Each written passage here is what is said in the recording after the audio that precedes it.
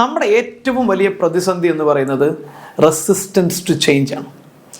മാറ്റത്തോടുള്ള resistance to change. നമുക്കറിയാം നമ്മുടെ മാർക്കറ്റിൽ ഉണ്ടായിരുന്ന കിഡിലൻ സാധനങ്ങൾ. നിങ്ങൾ സുനിൽ ഗവാസ്കറെ കണ്ടിട്ടുണ്ടോ? ടി വിയിലൊക്കെ കണ്ടിട്ടുണ്ടാവില്ലേ? ക്രിക്കറ്റ് നടക്കുന്ന സമയത്ത് കമൻട്രി പറയുന്ന സുനിൽ ഗവാസ്കറെ കണ്ടവരായിരിക്കും.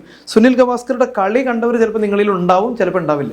സുനിൽ ഗവാസ്കർ എന്ന് പറഞ്ഞു കഴിഞ്ഞാൽ ഒരു കാലത്ത് ഇന്ത്യയുടെ ഇന്നത്തെ വിരാട് കോഹ്ലി അല്ലെങ്കിൽ ഇന്നത്തെ നമ്മുടെ ധോണിയൊക്കെ ഉണ്ടല്ലോ, ധോണിയേക്കാളൊക്കെ വലിയ സുപ്പീരിയർ പവറിൽ യുവാക്കളുടെ ഹരമായിരുന്നു സുനിൽ ഗവാസ്കർ എന്ന് പറയുന്നത്. ആരാണ്? ഇന്ത്യൻ ക്രിക്കറ്റിന്റെ ഏറ്റവും മിടുക്കനായിട്ടുള്ള പ്ലെയർ. അദ്ദേഹം ടെസ്റ്റ് കാലഘട്ടത്തിൽ ഏറ്റവും മിടുക്കനായിട്ടുള്ള പ്ലെയർ എന്ന് പറയുന്നത് സുനിൽ ഗവാസ്കർ ആണ്. അദ്ദേഹം ഒരു ദിവസം നിന്ന് ടീമിനെ ജയിപ്പിച്ചിട്ടേ കാര്യത്തുള്ളൂ. അതുകൊണ്ട് തന്നെ സുനിൽ ഗവാസ്കർ ഗ്രീസിൽ ഇറങ്ങിക്കഴിഞ്ഞാൽ ആളുകൾ ഇങ്ങനെ ആർപ്പ് വിളിക്കും. പക്ഷേ ടെസ്റ്റ് ക്രിക്കറ്റിൽ നിന്ന് ക്രിക്കറ്റിന്റെ ഫോമിനെ ഏകദിന ക്രിക്കറ്റിലേക്ക് മാറ്റി. ഏകദിന ക്രിക്കറ്റായിട്ട് ക്രിക്കറ്റ് മാറി. ഏകദിന ക്രിക്കറ്റായി മാറിയതോട് കൂടിയിട്ട് ഈ സുനിൽ ഗവാസ്കർ ഗ്രീസിൽ ഇറങ്ങിക്കഴിഞ്ഞാൽ ആളുകൾ കൂക്കി വിളിക്കാൻ തുടങ്ങി. സുനിൽ ഗവാസ്കറെ ടീമിൽ നിന്ന് പുറത്താക്കണം, അദ്ദേഹത്തെ ഇന്ത്യൻ ടീമിലേക്ക് അടുപ്പിക്കരുത് എന്ന് ആളുകൾ മുറവിളി വിളിക്കാൻ തുടങ്ങി. എന്തുകൊണ്ടാണെന്ന് ചോദിച്ചു കഴിഞ്ഞാൽ ഒറ്റ റീസണേ ഉള്ളൂ. അദ്ദേഹം ടെസ്റ്റ് കളിക്കുന്ന പോലെ തന്നെയാണ് പിന്നെയും കളിച്ചത്. അത് 1-ാം ദിവസം ഇറങ്ങിക്കഴിഞ്ഞാൽ 5-ാം ദിവസം പുള്ളി മുട്ടി ക്രീസിൽ കിടന്ന് ഉരുണ്ട് മറിഞ്ഞ് കയറിപ്പോകുന്നത് 5 ദിവസം കഴിഞ്ഞിട്ട്. അതിനിടയിൽ 50-ഓ 100-ഓ റണ്ണ് കൊടുക്കും. അതേപോലെ തന്നെ പുള്ളി 50 ഓവർ കളിയിൽ വന്നിട്ട് മുട്ടാൻ തുടങ്ങി. അങ്ങനെ 50 ഓവർ കളി കഴിഞ്ഞ് ടീം അവസാനിക്കുന്ന സമയത്തും സുനിൽ ഗവാസ്കർ 20 റണ്ണ് എടുത്തിട്ടുണ്ടാവുള്ളൂ. എന്നാൽ ബാറ്റ് ഒരാൾക്ക് കിട്ടാനുള്ള അവസരം ഉണ്ടായില്ല. ടീമിന്റെ പരാജയത്തിന്റെ മുഴുവൻ കാരണം ഇയാളാണെന്ന് പറഞ്ഞ രീതിയിൽ സുനിൽ ഗവാസ്കർ ക്രീസിലേക്ക് ഇറങ്ങിക്കഴിഞ്ഞാൽ ആളുകൾ കൂവി വിളിക്കാൻ തുടങ്ങി, തെറി വിളിക്കാൻ തുടങ്ങി. എന്താ സംഭവിച്ചതെന്ന് ചോദിച്ചു കഴിഞ്ഞാൽ resistant to change. Hero become zero. ഒരു കാലത്ത് ഭയങ്കര സൂപ്പർ ഹീറോ ഒരു രാത്രി കൊണ്ട് അല്ലെങ്കിൽ ഒരൊറ്റ ഗെയിമിൽ വന്ന ഗെയിമിന്റെ ഫോർമാറ്റിൽ വന്ന ചെറിയൊരു ചേഞ്ചിനെ അയാളുടെ സീറോ ആക്കി മാറ്റി. അങ്ങനെ സീറോ ആയിപ്പോയ ഒരുപാട് ബ്രാൻഡുകൾ നിങ്ങൾക്കും എനിക്കും പരിചയമുണ്ട്. ഒരു കാലത്തെ ഹീറോ ആയിരുന്ന ബ്രാൻഡുകൾ ഇന്ന് സീറോ ആയിട്ട് മാറിപ്പോയ ബ്രാൻഡുകൾ. നമ്മൾ ഇന്ന് ഒരു 30-40 വർഷങ്ങൾക്ക് മുമ്പ് നമ്മുടെ റോട്ടിലൂടെ ധാരാളം ഓടിക്കൊണ്ടിരുന്ന പല കാറുകളും ഇന്ന് കാണാനില്ല. പ്രീമിയർ പത്മിനി. എൻ്റെ കുഞ്ഞുനാളിലൊക്കെ അത് അത്യാവശ്യം ഉണ്ടായിരുന്നു. മമ്മൂട്ടിയുടെ സിനിമകളിലൊക്കെ, പഴയ കാലത്തെ സിനിമകളിലൊക്കെ ഏറ്റവും ലക്ഷറിയസ് ആയിട്ട് കാർ അക്കാലത്തിൽ കൊണ്ടു നടക്കുമായിരുന്നു. ആ കാർ ഇന്ന് ആരെങ്കിലും ഓടിക്കുകയാണെങ്കിൽ കൗതുകത്തോടെ നോക്കും. കാരണം ഇത് വിൻറ്റേജ് കാറായിട്ട് മാറി. മാർക്കറ്റിലില്ല, അബ്സല്യൂട്ട് ആയി പോയി മാർക്കറ്റിൽ നിന്ന്. എന്താ പ്രശ്നം? Resistant to change.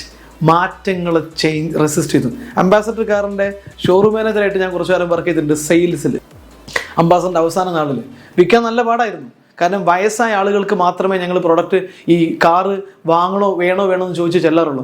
40-45 മേളിൽ ടാക്സി ഓടിക്കുന്ന ആളുകളുടെ അടുത്തും അതുപോലെ തന്നെ 80 വയസ്സും 70 വയസ്സും കഴിഞ്ഞ് റിട്ടയർ ആയിട്ട് പഴയ അംബാസഡർ കാർ ഉപയോഗിക്കുന്ന ആളുകൾക്ക് സർവീസിൻ്റെ പേരും പറഞ്ഞ് റീപ്ലേസ് ചെയ്യും. ഈ കച്ചവടം മാത്രമേ നടക്കുകയുള്ളൂ. അംബാസഡർ കാറിൻ്റെ അടുത്ത് നമ്മൾ പലപ്പോഴും കസ്റ്റമറുടെ അടുത്ത് ചെല്ലുന്ന സമയത്ത്, അംബാസഡർ കാറുമായിട്ട് ചെല്ലുന്ന സമയത്ത് പ്രായം കുറഞ്ഞ ആളുകളാണെങ്കിൽ നമ്മൾ ഓടിക്കും. ഇനിയിപ്പോൾ ചെല്ലുന്ന ആളുകൾക്ക് പ്രായം ഉണ്ടെങ്കിലും അവരെ വീട്ടിൽ യങ്സ്റ്റേഴ്സ് ആയിട്ടുള്ള പിള്ളേരാരെങ്കിലും ഉണ്ടെങ്കിൽ അവന്മാർ ഈ അംബാസഡർ കാറിൻ്റെ പേരും പറഞ്ഞ് നമ്മളെ പാടി കിടക്കാൻ സമ്മതിക്കില്ല. അവർ പറയും ഇന്നോവ വാങ്ങിച്ചോ, ഇൻഡിക്ക വാങ്ങിച്ചോ, സാൻട്രോ വാങ്ങിച്ചോ ആ കാലത്ത്.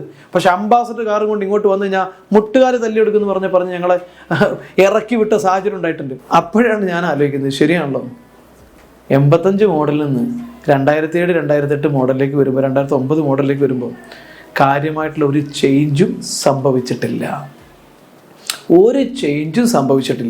ഒരു കാലത്ത് ശരിയാണ്, ഇന്ത്യൻ പ്രധാനമന്ത്രിയും ഇന്ത്യൻ പ്രസിഡന്റും ഗവർണർമാരും മുഖ്യമന്ത്രിമാരും ഒക്കെ ഇങ്ങനെ ചീറിപ്പാഞ്ഞ് നടന്ന, ഗമയിലും പത്രാസിലും നടന്ന ഏറ്റവും ലക്ഷറിയസ് ആയിട്ടുള്ള കാറ് കുട്ടികൾ വിൽക്കാൻ വന്നു കഴിഞ്ഞാൽ മുട്ടുകാല് തല്ലി ഓടിക്കുമെന്ന് പറയുന്ന ഗതികേടിലേക്ക് എത്തിച്ചിട്ടുണ്ടെങ്കിൽ, ഇന്ത്യൻ നിരത്തുകളിൽ അഭിമാനമായിരുന്ന ആംബി എന്ന് പറയുന്ന ബ്രാൻഡ് ഇന്ന് ഇന്ത്യൻ നിരത്തുകളിൽ അപ്രത്യക്ഷമായിട്ടുണ്ടെങ്കിൽ അതിൻ്റെ ഒറ്റ കാരണമേ ഉള്ളൂ, റെസിസ്റ്റൻസ് ടു ചേഞ്ച്. മാർക്കറ്റ് മാറിയത് അംബാസഡർ അറിഞ്ഞില്ല. This is called resistant to change.